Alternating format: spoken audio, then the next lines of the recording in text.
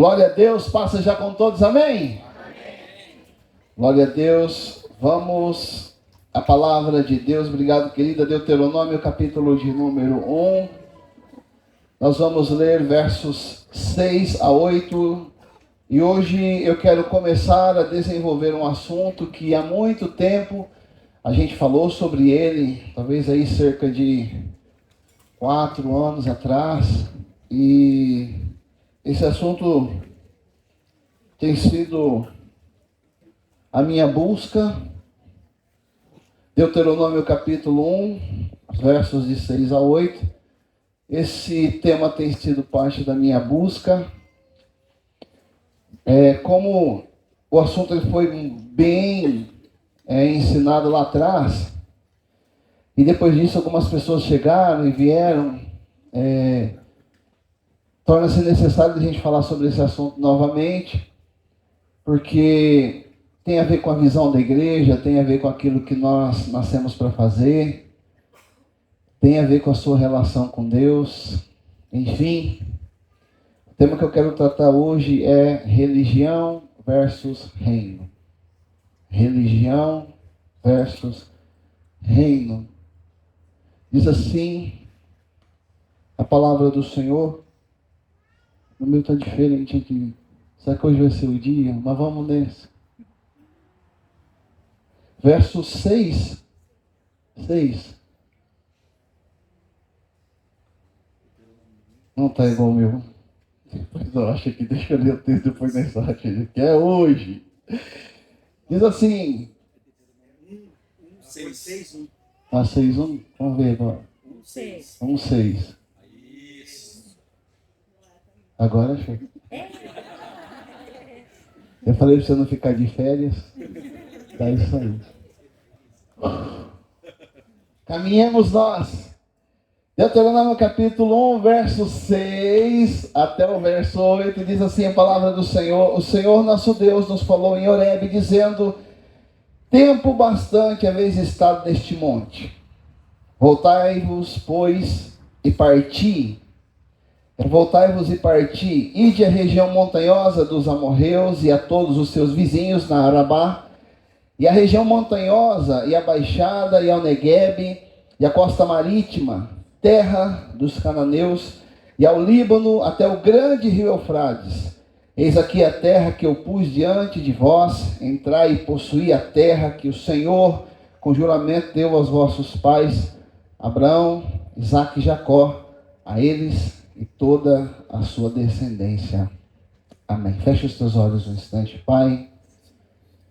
Neste momento nós clamamos para que esta palavra, Senhor amado, possa encontrar guarida no coração do teu povo. E traga sobre a nossa vida um despertamento. Traga para a nossa vida, Senhor amado, uma ideia clara daquilo que somos e daquilo que viemos fazer neste mundo. Oro para que a compreensão do Espírito Santo venha sobre a igreja. E levante esta igreja como levantou a igreja que estava no passado, para cumprir o seu propósito, para viver o seu propósito. É isso que nós te pedimos nesta hora, Senhor. Repreendendo toda a ação do maligno contra a palavra do reino.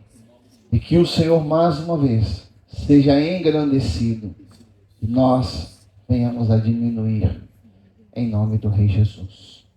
Amém. Fala para o teu irmão, religião versus reino. Diga para ele, você sabe qual é a diferença? Olha bem para ele e vê se ele sabe. Fala assim, agora o pastor vai explicar. A palavra religião, ela vem do grego relicare, que significa ligar novamente. Escute isso. A palavra religião, ela vem da palavra grega relicare, que significa ligar novamente. Do que trata a religião? De pegar o homem que está desligado de Deus, trazê-lo novamente para perto de Deus E a partir daí desenvolver um relacionamento com Deus. Essa é a função da religião. A palavra reino vem do grego basileia.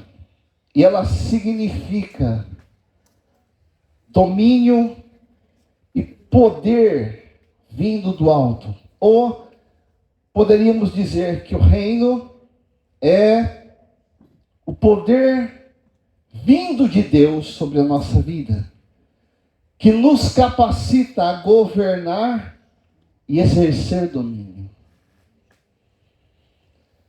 Quando nós pensamos sobre reino, nós estamos pensando sobre propósito. Diga isso, teu irmão, propósito. Quando nós pensamos em religião, nós pensamos em comunhão. Diga isso, teu irmão, comunhão. Na relação nossa com Deus, tanto a religião quanto o reino são necessários, mas ocupam espaços distintos na nossa relação com Deus. Por quê? Porque um te apresenta a Deus, o outro te diz por que Deus te mandou nesse mundo. Está comigo? Quando uma pessoa ela se torna religiosa, a coisa mais importante na cabeça dela é dizer para os outros: eu falo com Deus e Deus fala comigo. Que não tem nada de errado. Eu oro tantas vezes, lembra da expressão de Jesus quando falou sobre o fariseu? Eu jejuo, eu oro, eu cito todos os mandamentos. Está certo, até aí tudo bem. Mas é isso que ele entende ser vida com Cristo. É apenas gastar tempo orando, falando com Deus, cantando uns cânticos, louvando e adorando a Deus, e todos foram para sua casa. Essa é a ideia da religião. Nós pensamos sobre o reino. Nós estamos falando sobre um despertamento de Deus dentro do homem.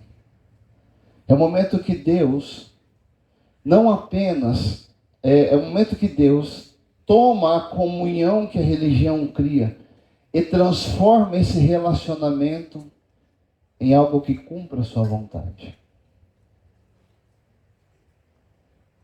Ou seja, para Deus, não basta apenas a gente ter uma vida de oração, de leitura das Escrituras, não basta apenas a gente vir à igreja todos os domingos. Para Deus, a nossa relação com Ele precisa ter um objetivo, propósito. Quando eu desenvolvo uma relação de comunhão com Deus, eu corro sério risco de acreditar que a coisa mais importante na minha relação com Deus é o quanto eu repito, eu oro ou eu busco no reino. A nossa oração é Mateus capítulo 6, verso 10. Que venha o teu reino e seja feita a sua na terra como nos céus. Foi isso que os discípulos ensinaram, Jesus ensinou para os discípulos. Quando vocês orarem, vocês vão dizer essas palavras ao Pai. Que seja feita a sua vontade na terra como nos céus. Mas como a vontade do Pai será estabelecida na terra, da mesma maneira que essa vontade está estabelecida nos céus, através de nós, através da nossa vida. Portanto, quando eu penso sobre religião, eu repito, eu penso sobre vida com Deus. Quando eu penso sobre o reino, eu penso sobre propósito com Deus. Uma tem a ver com o meu relacionamento com Ele. Outra, eu repito, é o que foi que Ele me mandou fazer nesse mundo. Infelizmente, grande parte das pessoas hoje tem a consciência de que eles precisam ter comunhão com Deus, mas não se preocupam mais com o que Deus os chamou para fazer nessa terra. Infelizmente. Quando Jesus, sabendo disso, falou com os discípulos, ele disse uma palavra séria àqueles homens. Ele fez uma declaração muito poderosa em Lucas capítulo 22, verso de número 29. Lucas 22, 29. Veja o que foi que Jesus disse aos discípulos. Lucas capítulo 22, verso de número 29. Jesus disse assim: assim como o Pai me confiou uma religião, assim como o Pai me confiou uma religião, assim como o Pai me confiou um reino. Assim como o Pai me confiou um reino, eu vou lhe confiar. Por isso Jesus nunca abriu uma religião. Ele não veio aqui nesse mundo fundar uma religião, porque religião já existia. Ele veio estabelecer um reino. Ele veio dar sentido à vida das pessoas. Ele veio dar sentido à minha vida e à sua vida. Ele morreu na cruz não apenas para perdoar os nossos pecados, mas ele morreu naquela cruz para que a gente pudesse descobrir o porquê estamos aqui. O que foi que nos trouxe aqui. Mas, infelizmente, a nossa maior preocupação, eu repito, é se nós estamos orando ou não. Há pessoas que elas ficam, às vezes até pesarosas, um pouco angustiadas quando elas descobrem que passou a semana e elas não oraram. Elas pensam, nossa, eu não orei. Meu Deus, essa semana eu não orei, eu não falei com Deus essa semana. Porque elas estão pensando em comunhão. Ao passo que há pessoas que passam a vida inteira e elas não sabem o que vieram fazer aqui. E elas não sentem a mesma angústia da ausência de oração. Diga, teu irmão, isso é muito sério. Miles Monroe disse que existem 2 dias importantes na nossa vida. O primeiro dia é aquele que você nasceu. O segundo dia é aquele que você descobre por que foi que você nasceu. Eu temo que centenas de milhares de pessoas, e milhões, e possivelmente bilhões de pessoas no mundo vão morrer sem saber o que foi que Deus os chamou para fazer aqui. Eu penso que existem bilhões de pessoas no mundo que elas estão vivenciando uma crise dentro delas. Porque existe uma pergunta que elas não conseguem responder. E qual é a pergunta, pastor? O que foi que eu vim fazer aqui? Deus, o que o Senhor quer da minha vida? Qual é o teu plano para a minha vida? O texto que nós lemos, Israel foi chamado por Deus não para ser uma religião. Eles foram chamados para ser um reino. E quando nós lemos Êxodo, capítulo de número 19, verso 6, Deus fez esta declaração a Moisés em Êxodo, capítulo 19, verso de número 6. Deus disse assim: vós me sereis uma religião. Vós me sereis reino de sacerdotes e nação santa. São estas as palavras que falarás aos filhos de Israel, disse Deus. Ele não disse para aquelas pessoas, eu quero que vocês sejam uma religião, ou seja, que vocês apenas estabeleçam uma comunhão comigo. Não, não, vocês serão um reino, e eu quero que vocês cumpram uma missão neste mundo que eu vou delegar a todos vocês, a cada um de vocês. Antes que o povo saísse do Egito, por 7 vezes Deus disse a mesma declaração pela boca de Moisés a Faraó: deixa ir o meu povo para que me sirva. O maior equívoco que as pessoas cometem é o de achar que Deus tirou as pessoas do Egito apenas para poder encontrar com Deus numa montanha, porque se fosse isso, a história terminava ali. Não. Por 7 vezes Deus disse pela boca de Moisés a Faraó: deixa ir o meu povo para que eles me sirvam. Israel, essa nação que nós estamos lendo no texto, que nós abordamos aqui, que nós lemos aqui no início, a priori entenderam que eles eram um reino. Só que na hora deles entrarem na terra para conquistar a terra, porque aquela era a missão, eles temeram gigantes. Eles fracassaram. E ao invés deles entrarem e triunfarem, sofreram 40 anos de perdição no deserto. Porque toda uma geração de 20 anos para cima pereceu naquele deserto escaldante. Por quê, pastor? Porque se transformaram em uma religião.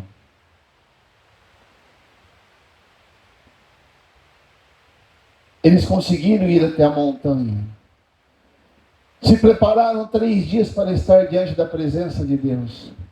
Mas quando eles saíram de lá, eles não tiveram força para cumprir a missão. E receberam 40 anos de castigo. E aqui é algo muito forte que eu aprendi com Deus. Ou você entende o propósito de Deus na sua vida para você avançar, ou você terá que regredir muito tempo na vida, sem saber o que Deus tem para você. E a geração que virá depois de você é a geração que vai cumprir o propósito de Deus. Eu já vi muitos ministérios de pais morrerem para que o ministério dos filhos se levantasse. Qual é o ministério do filho? O ministério que o pai perdeu.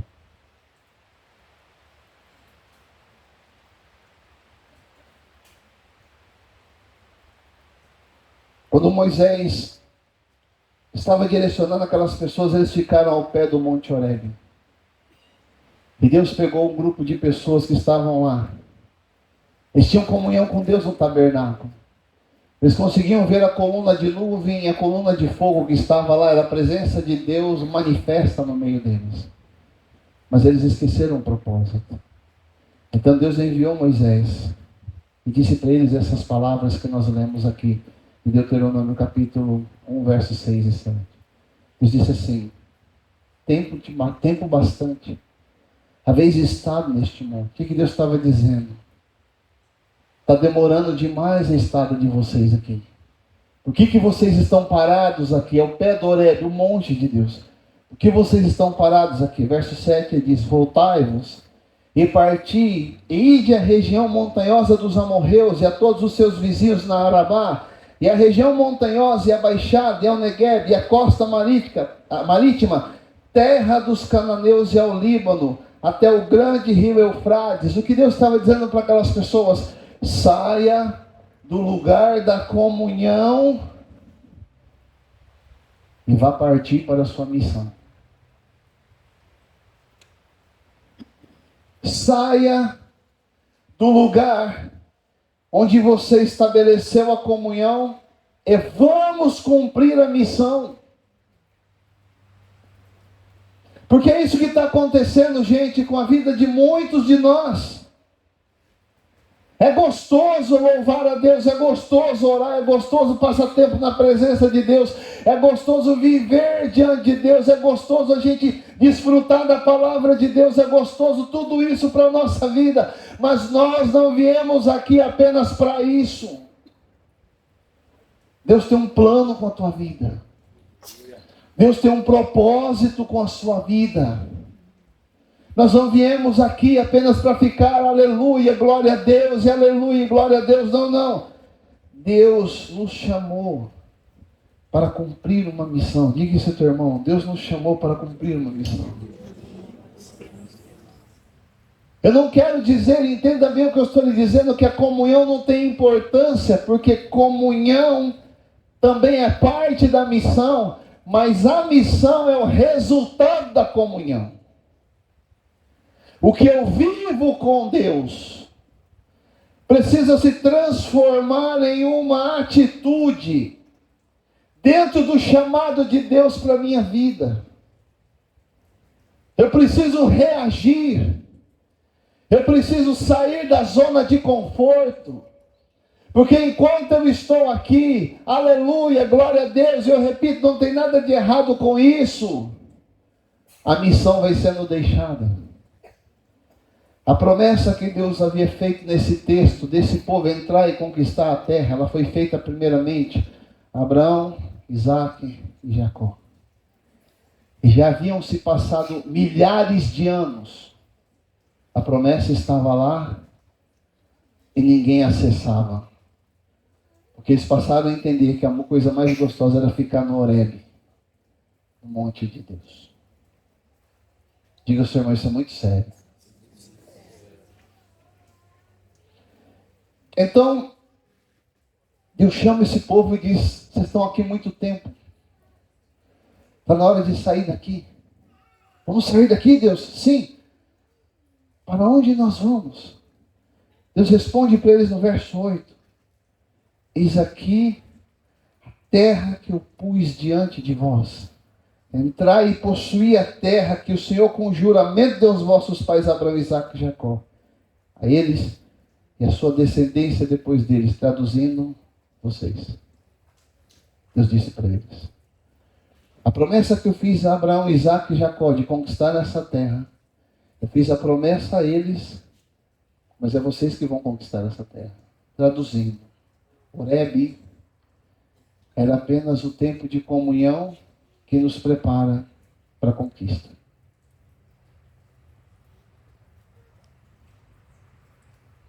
Horebe é o tempo que eu estabeleço a minha comunhão com Deus. Mas eu não posso permanecer em Horebe, senão eu viro apenas um religioso. Alguém vai lhe perguntar: como é que está a sua vida com Deus? A vida com Deus está maravilhosa. Verdade? É. Mas e aí? Eu estou orando. Eu falo com Deus, Deus fala comigo. Que legal, mas e aí? E aí, no outro dia a mesma coisa. E aí? Não, no outro dia a mesma coisa. Eu falo com Deus, Deus fala comigo. E aí? Quando Jesus descia do monte, no seu tempo de oração, ele saia curando os enfermos, expulsando demônios, pregando o evangelho. Ele saía restaurando pessoas, ele saía transformando pessoas, porque Horebe nos prepara para a missão. Não há ninguém nessa terra com quem Deus não tem um propósito. O problema maior é que tem gente que não quer sair do Horebe. Fala para o teu irmão, não é teu caso não. Tem gente que não quer sair do Horebe. Quer ficar lá. Quer ficar olhando para a coluna de nuvem. Para a coluna de fogo. E glória a Deus. E aleluia. Louvado seja o teu nome. Deus diz: isso é muito bom. Mas esse não é o único lugar que você precisa estar. Então, quando eu penso sobre reino e sobre religião, eu preciso entender que cada um destes tem uma parte importante na minha vida. E se eu sentar em qualquer um desses, eu corro o risco de não viver o propósito de Deus para a minha vida. Se eu achar que a minha vida é ficar no Horebe, se eu achar que a minha vida é ficar lá em casa orando e glória a Deus e aleluia, e toca um louvor, toca outro e adora e aleluia, se eu fizer isso eu vou me transformar num religioso, cujo propósito é apenas a comunhão. Mas quando eu saio do Horebe e vou cumprir a missão, tudo aquilo que eu vivo na comunhão emana de mim na missão. Existem coisas dentro do ser humano que só podem ser descobertas na missão. Isso não é revelado no Horebe. Tem coisa que Deus colocou dentro de você que não vai aparecer no seu momento de oração. Vai aparecer no momento que você colocar a mão em alguém e orar. Vai aparecer a hora que você dizer uma palavra profética de Deus para alguém. Vai acontecer quando você começar a servir a causa. Portanto, religião versus reino é quando as duas coisas se opõem. Eu quero ficar no Horebe, ao passo que outros dizem eu quero viver apenas a missão. As duas coisas são importantes. Mas olhando para o texto, algumas verdades eu gostaria de destacar para a gente poder partir para o fim dessa mensagem. Quais são as verdades que nos chamam a atenção no texto? A primeira é a certeza de que há uma direção de Deus para aqueles que querem viver o reino. Deus não é um Deus de brincadeira. Ele pegou aquelas pessoas e levou aquelas pessoas no limite da terra. E o que foi que Deus disse para elas? Eis aqui a terra. O que vocês vieram fazer nesse mundo está aqui. O chamado, o propósito meu com a vida de vocês está aqui. Ele os tirou do Horebe e levou de frente para a terra da conquista. Então há uma direção de Deus para aquilo que Ele quer da minha vida. Mas pastor, analisando o que o senhor está falando, eu não consigo encontrar isso. Eu vou te ajudar essa noite. Você não vai sair deste lugar sem uma direção. Quais são os indicativos daquilo que Deus tem para a minha vida? Primeiro, sua paixão. Aquilo que você mais gosta. O que você mais gosta? Eu e Davi, Deus chamou para pregar, porque o negócio é de falar. Fala demais, vai pregar. Mas tem gente que gosta de orar pelos outros. Tem gente que gosta de passar raiva, ficar lá apontando o lugar onde o irmão vai estacionar, mas ninguém obedece. Tem gente que gosta de encenar a realidade bíblica no teatro. Tem gente que gosta de música. Tem gente que gosta de servir quando acontecem reuniões de celebração. Tem gente que gosta de dançar.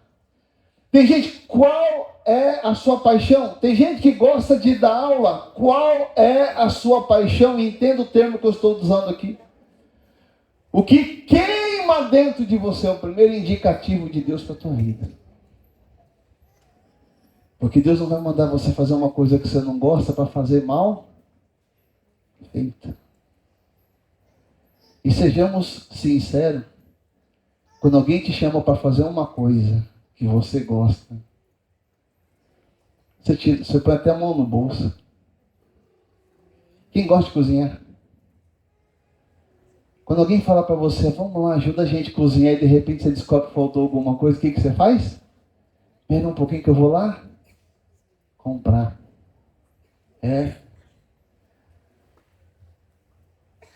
Mas Michael Murdock disse que a paixão anda junto com a sabedoria. Deus sabe que você só tem sabedoria para fazer o que gosta. Portanto, Deus não vai mandar você fazer uma coisa que você não gosta, que você vai fazer mal feito e com raiva. O primeiro indicativo do teu chamado está naquilo que você ama. Pensa no que você ama. É um indicativo daquilo que Deus te chamou para fazer. Só isso, pastor? Não. Segundo indicativo, as minhas habilidades. Porque não adianta você gostar de uma coisa e a habilidade que você tem não te permita fazer isso. Não adianta você gostar de cozinhar, mas aqueles que experimentam tua comida... Como é que está a comida? Não, dá para comer. Gente, quem faz comida porque gosta, tem habilidade para fazer isso. Está comigo? Faz de um jeito que... Minha sogra amava cozinhar. Ela fritava aquela coxinha da asa Rapaz, eu nunca na minha vida, depois que ela partiu, eu comi uma coxinha do jeito que ela temperava. Eu chegava na casa dela, o pacote de coxinha da Asa já estava lá me esperando. Ela só fritava e me ofertava.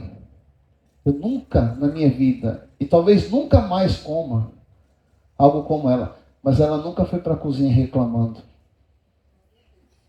Ela gostava disso.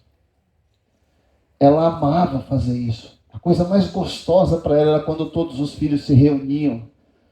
E ela sabia que ela tinha que fazer a comida para todo mundo.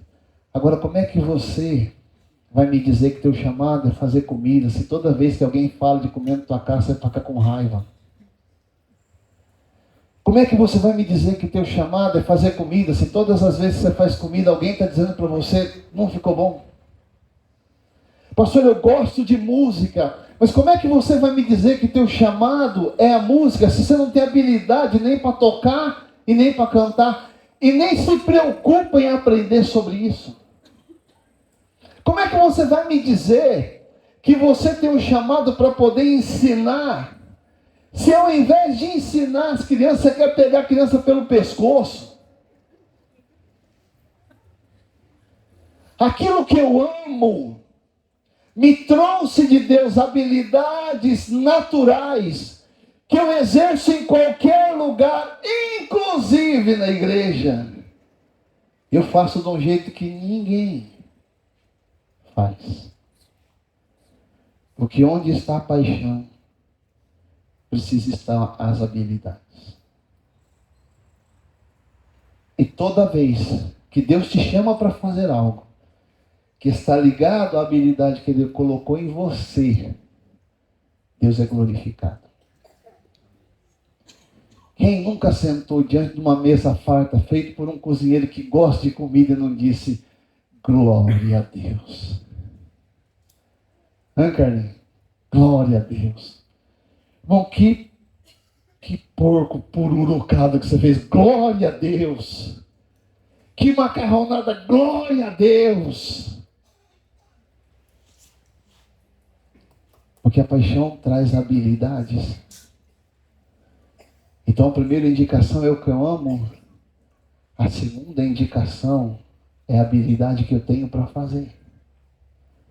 Se eu amar e não tiver a habilidade ou não procurar aprender para estar capacitado, isso não é teu chamado. Pergunta, teu irmão, o que você gosta? Eu já sei que você vai responder. Eu gosto de ficar em casa, religioso. Você quer viver no Horebe. Você só quer ficar ali no glória, aleluia, aleluia, enquanto o mundo está se matando. Horebe é o lugar de carregar a bateria. A missão é o resultado da comunhão. Tem mais algum indicativo? Mais um, para não ficar muito longo.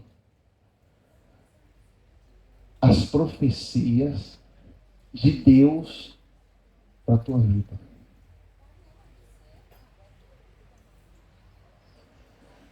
As profecias de Deus para a sua vida. O que as pessoas falam para você?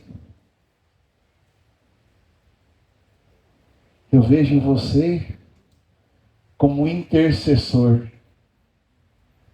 Deixa eu te contar um negócio.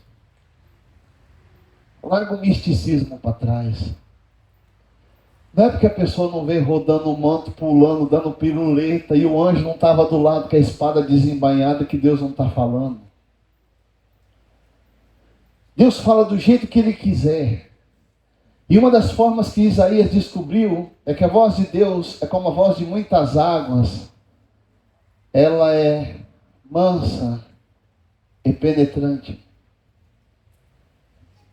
Tem hora que Deus não vai levantar muito a voz, porque Ele não está falando à sua orelha.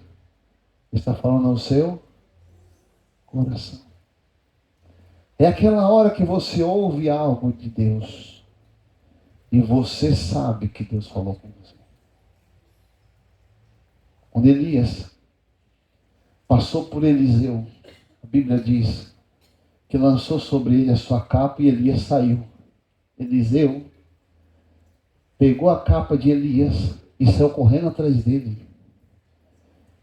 Ele chegou a Elias e disse: meu senhor. Elias falou para ele: você sabe o que te aconteceu. Ele disse: meu senhor, deixa primeiro eu despedir dos meus pais. Deixa primeiro eu ir ter com os meus pais. Elias falou assim: você sabe o que te aconteceu. E tinha certeza. Voltou para casa, queimou os carros, matou os bois, fez um churrasco para os meninos e foi ser profeta. O que Deus te falou? O que Deus está te falando?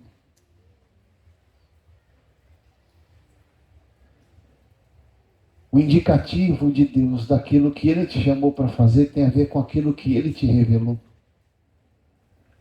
O que foi que Ele te falou? Pastor, precisa ter as três coisas? Não necessariamente. Creio eu que a primeira e a segunda precisam estar intimamente ligadas. Quem tem paixão precisa ter habilidade. Mas nem sempre Deus vai gastar a voz dele te dizendo aquilo que você já percebeu. Ninguém precisa te dizer o que você já sabe. Você gosta de orar? Fala para o teu irmão, você gosta de orar? Você é intercessor. Você já não percebeu que todo mundo cata o B.O. e leva para você orar? Você já não percebeu que todo o B.O. da casa cai no teu colo? Você já não percebeu que os fins felizes do Satanás só quer partir para cima de você? Por quê? Porque para você atravessar uma porta precisa passar pelo guardião. Então é você. Tem coisa que nós sabemos, porque Deus falou. Tem coisa que eu já sei, porque eu gosto e tenho habilidade para fazer. Agora pense. O que foi que Deus te chamou para fazer? O que foi que Deus te chamou para fazer? Pergunta para o teu irmão, o que foi que Deus te chamou para fazer?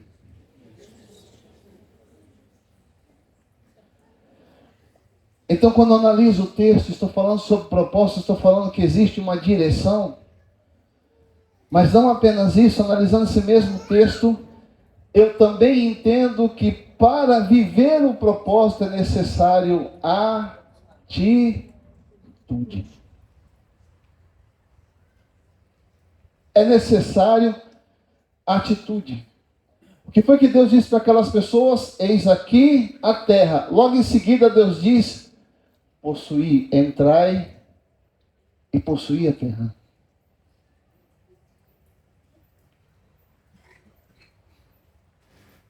A direção está aqui. Mas Deus não toma atitude por você.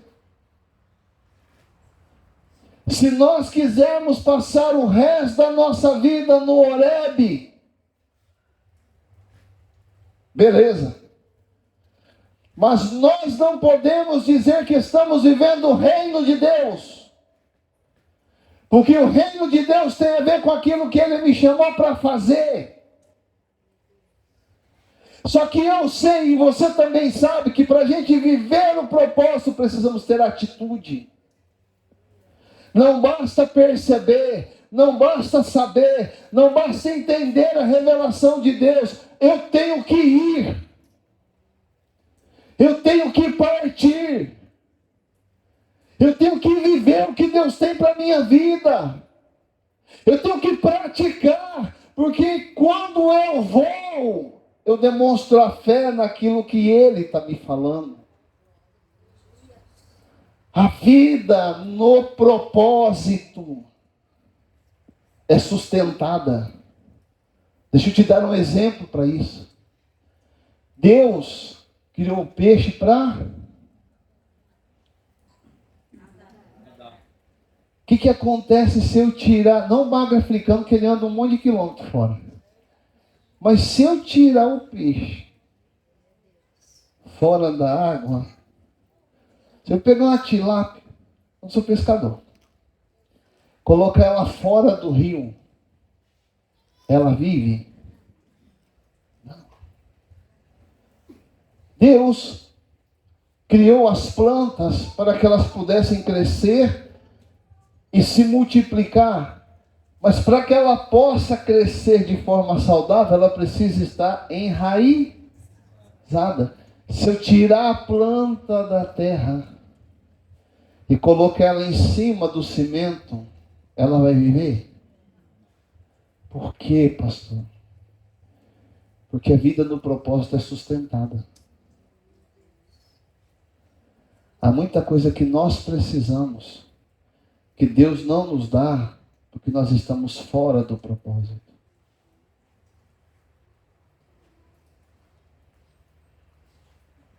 Há muitas coisas que Deus quer fazer na nossa vida, mas Ele não pode sustentar a vida fora do propósito, porque o reino de Deus tem regras, tem leis. Então eu preciso encontrar o propósito para poder encontrar sustento. Lembre-se do que Jesus disse aos seus discípulos: buscai, pois, em primeiro lugar o reino e a sua justiça, e as demais coisas serão acrescentadas. Eu busco o reino, eu busco cumprir a minha missão, eu busco cumprir o propósito de Deus da minha vida, e as demais coisas que eu preciso me são acrescentadas. Por que o mundo está sofrendo? Porque eles estão procurando as demais coisas, esquecendo o reino. A vida no propósito é sustentada. É por isso que Davi pôde dizer: eu já fui moço, agora sou.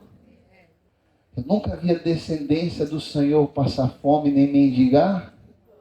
Aí muito crente fala assim: eu não sei, eu estou servindo a Deus, então estou passando um perrengue, então esse salmo não é verdade na minha vida. Não, o salmo é verdadeiro. A pergunta é: você está vivendo o propósito?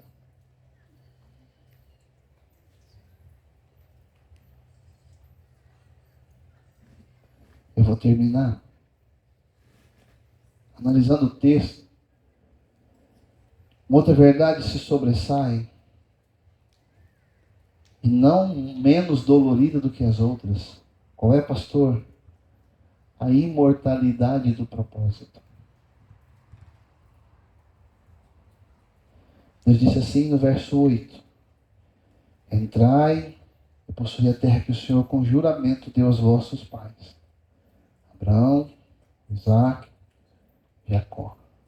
A eles, a sua, depois deles. Deus prometeu para Abraão. Abraão morreu. O propósito foi para Isaac. Isaac morreu. O propósito foi a Jacó. Jacó morreu. O propósito caiu sobre as tribos. Milhares de anos depois, Deus voltou lá para fazer cumprir o propósito.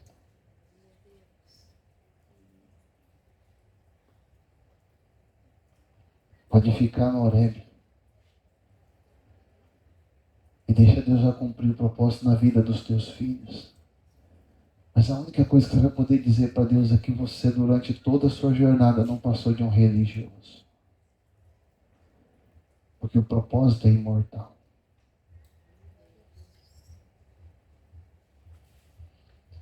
A promessa de Deus, a aliança de Deus com a minha vida, é uma aliança geracional.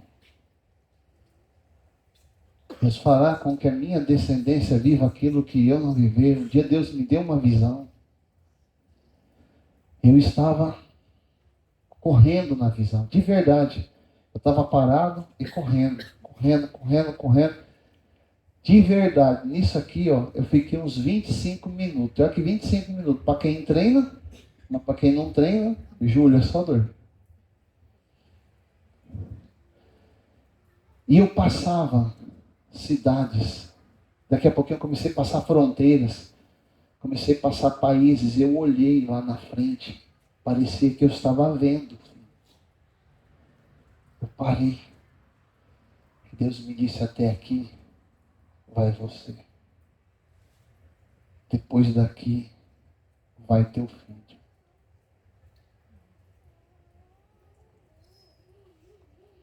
Porque o propósito é imortal. O que Deus não terminar comigo, termina com meu filho. Pode terminar com a minha filha. O que Ele não terminar comigo, termina com você. Se terminar com você, termina com teu filho. Ou melhor, o que não terminar com você, termina com teu filho. Vai terminar com teu neto, com teus bisnetos. Deus diz: eu sou o Deus de Abraão, o Deus de Isaac, o Deus de Jacó. É imortal. A palavra que ele diz não volta para ele vazia. Disse o profeta Isaías: antes ela fará tudo o que lhe apraz, vai se cumprir.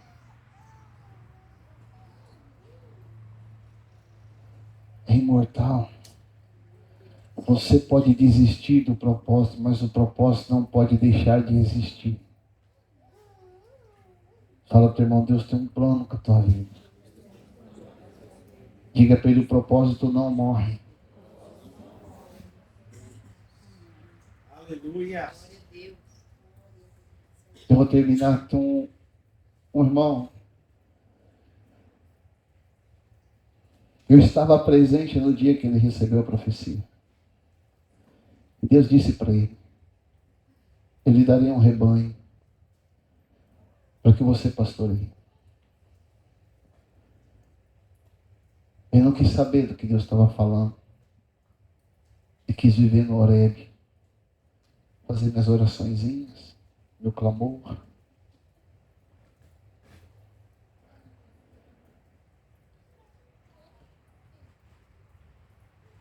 Uma sentença de muitos anos atrás, depois dele já convertido, caiu. E ele foi preso. Nessa época, eu pregava na cadeia em Monte. E ele deu um rolê e parou lá um tempo. Um dia que eu fui pregar, eu encontrei com ele. Eu falei para ele: rapaz, e aí? Ele chorando me diz: Deus está cumprindo a palavra. Eu falei: por quê? Eu pastoreio 20 detentos. Prego o evangelho para eles. Falo de Jesus para eles. Já orei e curei vários deles. O que Deus falou está acontecendo na minha vida. Mas poderia ter sido diferente. Ele achou que o propósito morre. O propósito é imortal. O que Deus te chamou para fazer? O que foi que Deus te chamou para fazer? Não se esconda no Horebe. Horebe é lugar de comunhão, no esconderijo de fugitivos. Horebe é um lugar de preparação para quem vai viver propósito. Deus não desistiu do que Ele tem para a tua vida. Fique em pé em nome de Jesus.